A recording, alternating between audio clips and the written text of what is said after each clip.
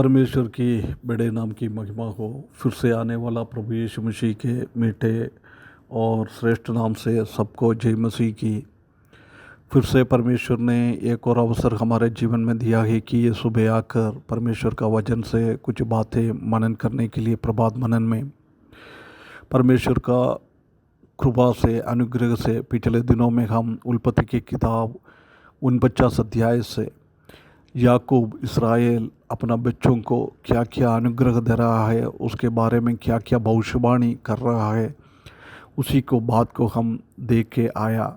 उसी का 21 पद तक हमने पिछले दिनों में देखा है। 21 पद तक हम देख सकता है कि लेया के द्वारा जन्म हुआ 6 बच्चों को और लेया का और राहेल का दासियों के द्वारा जन्म हुआ 4 बच्चों को, ऐसे 10 बच्चों को भविष्यवाणी उनके बारे में बताया है। आखिरी में वो राहेल की द्वारा जन्म हुआ उसका यूसुफ और बिन्यामीन के बारे में 22 पद से लेकर 27 पद तक हम देख सकता है। ये याकूब का सबसे एक श्रेष्ठ बच्चा लोग है। हम देख सकते हैं कि 22 पद से लेकर 26 पद तक 5 पदों में जोसेफ के बारे में बता रहा है। बाकी सब बच्चों के लिए इतना लंबा एक आशीर्वाद, एक आशीष उनका भविष्य के बारे में नहीं लिखा है, जोसेफ को दे रहा है। इससे हम समझ सकता है कि जोसेफ कितना विश्वास योग्य था, इसलिए उसने ऐसा किया है। हम एक बार वो पद को पढ़े, उसके बाद थोड़ा बात का मनन करें। 22 से लेकर 26 तक। जोसेफ बेलवंत लता की एक शाखा है। वो सोते के पास लगी हुई फलवंत लता की एक शाखा है। उसकी डालियाँ भीत पर से चढ़कर फैल जाती है।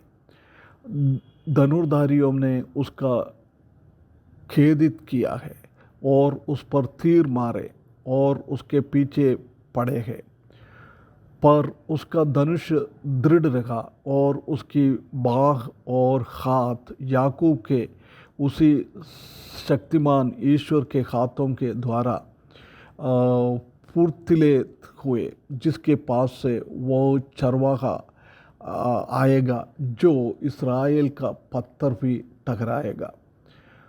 वो ये तेरा पिता के इस ईश्वर का काम है जो मेरे सहायता करेगा, उस सर्वशक्तिमान को जो तुझे ऊपर से आकाश में की आशीषें और नीचे से गहरे जल के भी आशीषें और स्तनों और गर्भ की आशीषें देगा।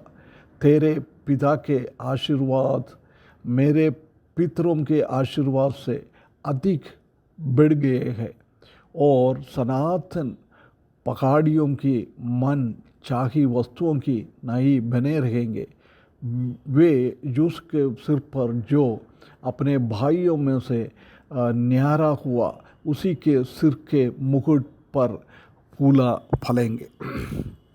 देख, इधर जोसेफ के बारे में हम देख सकता है कि जोसेफ उनका प्यारा पत्नी राहेल के द्वारा जन्म हुआ बच्चा है। ये 22 से लेकर 27 पद तक हम राहेल की बच्चे लोगों को याकूब आशीर्वाद दे रहा है। वो उनका विश्वास योगी के हिसाब से उनको ब्लेस कर रहा है। ये आखिरी भाग में बच्चों का आशीष देने का आखिरी भाग में वो आ गया है। सबसे आखिरी में जोसेफ और बेंजामिन को वो आशीर्वाद दे रहा है। ये विश्वासी योगी के साथ रहा था, इसलिए उनको बहुत सारा आशीषें परमेश्वर ने दिया है। परंतु ये जोसेफ और बिन्यामीन कैसे परमेश्वर के लिए एक विश्वास योग्य रखा है, उनका बच्चा लोग ऐसी विश्वास योग्य में रह नहीं पाया, इसलिए उसका भविष्य में हम जानता है कि उनका बच्चा लोगों को परमेश्वर का आशीष नष्ट हुआ है। ये बात को हम देख सकता है। हम 22 से लेकर 26 तक हमने अभी पढ़ा है, उधर जोसेफ को आशीष दे रहा है, उसी के बारे में लिखा है। सबसे बड़ा और सबसे लंबा आशीर्वाद जोसेफ को ही मिला है।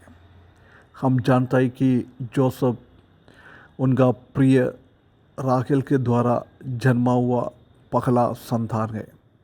कई सालों राहेल के द्वारा एक संतान के लिए याकूब की इंतज़ार किया है। राहेल को भी बहुत बहुत चाह था। परमेश्वर ने उनके हिसाब से उनको जन्म दिया है। उसी का जन्म के बारे में उत्पत्ति की किताब 30 अध्याय 22 से लेकर 25 पद तक हम देख सकता है कि उधर वो उसका 11वां पुत्र है। इधर भी याकूब अपने बच्चों को नाम ले रहा है। ये भी सही उसकी कल नंबर के हिसाब से उसने बुलाया है, 11वीं टाइम में उसको बुलाया है। और हम देख सकते हैं कि याकूब और मूसा दोनों ये जोसेफ को बहुत बड़ा लंबा आशीर्वाद दे रहा है। इस्राएल का भविष्य को ये परमेश्वर का ब्लेसिंग का पूरा होने से उसी का आगे बढ़ रहा है। ये बात को हम देख सकता है। ये जोसेफ को आशीष करने के पहले ये जोसेफ का बच्चों को 48 अध्याय में आशीष दिया हुआ है। ये सिर्फ जोसेफ का व्यक्तिगत ब्लेसिंग नहीं है, उसी के साथ साथ उनका संतानों का भी ब्लेसिंग है।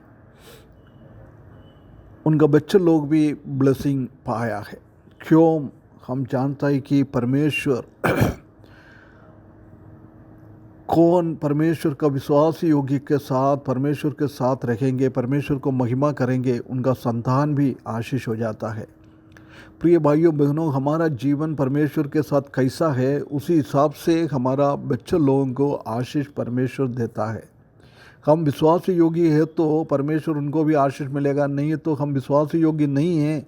जब परमेश्वर का अनुग्रह हमारे बच्चे लोगों को भी हमारे ऊपर भी नहीं आएगा। ये बात को इधर से हम देख सकता है। इधर हम देख सकता है कि ये क्या है। एक जोसेफ के बारे में उसका 22 पद में हम पढ़ाता है कि जोसेफ बलवंत लता की एक शाखा है। बलवंत लता की एक शाखा है।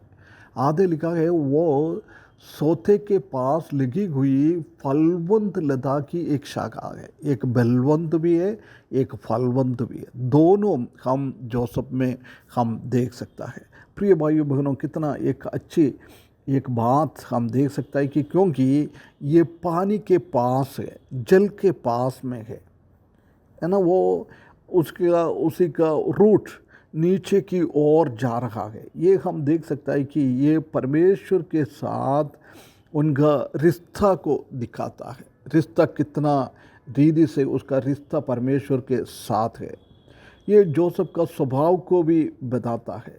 वो एक अच्छी तरफ से एक कांस्टेंट, एक लगातार एक फेलोशिप, एक सहभागी का परमेश्वर के साथ था। इसलिए परमेश्वर ने इसको इतना आशीष करा है। हम जानते हैं कि वो परमेश्वर के लिए जिया है, एक अच्छा सेवक बन गया। परमेश्वर का एक सेवक बनकर परमेश्वर के लिए उसने जिया है। वो एक परमेश्वर का एक बच्चा बनकर उसने परमेश्वर के साथ साथ रखा है। एक सर्वेंट बनकर परमेश्वर के लिए रखा है और एक अच्छा परमेश्वर का बच्चा बनकर उसने परमेश्वर के साथ रखा है। कितना एक अच्छा एक बात है। प्रिय भाइयों बहनों, हमारे बारे में भी एक बार हम फ़र्क कर देखें। हम फिर परमेश्वर के लिए एक बलवंत और परमेश्वर के लिए एक फलवंत, एक लता की जैसी हमारा जीवन बिता रहे हैं क्या?